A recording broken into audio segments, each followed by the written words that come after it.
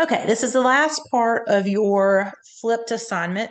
By now, you have created your spreadsheet, you've entered your personal information, you've looked at the number of servings of alcohol. We have talked about why we said servings of alcohol and not drinks of alcohol.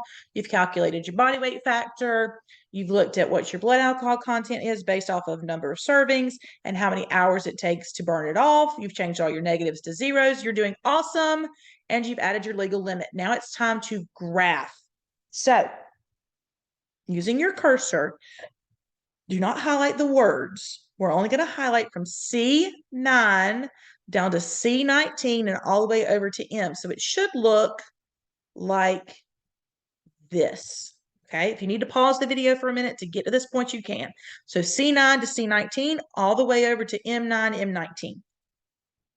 And then you're going to click on Insert Chart. And it's going to give you a bar chart. I don't like a bar chart for this. It's not going to be what we need it to be. So, do not know why that just happened. On these three little dots right here, I want you to click on these three little dots. Why is it doing this? There we go. Click on these three little dots and say move to its own sheet. That's going to let us look at it. We're going to edit the chart from a column to a line graph. Now, notice how it's going in ascending order. That's not what I need it to do. I need it to do the opposite. So I'm going to scroll all the way down on the chart editor and say switch rows and columns. Okay. Now, you should have a descending graph with 10 colored lines, one straight line. That's your legal limit. We are going to practice in class tomorrow, setting our max and mins for our vertical axis so that it's from 0 to 0.05, which is basically the point of death from alcohol poisoning.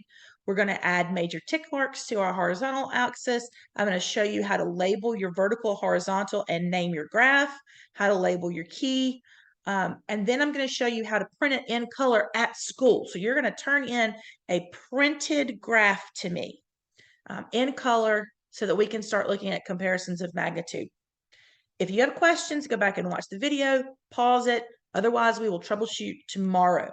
Don't get overwhelmed, guys. I know this is new for you. So if you get stuck, stop. That's what I'm here for. Don't get overwhelmed. See you tomorrow.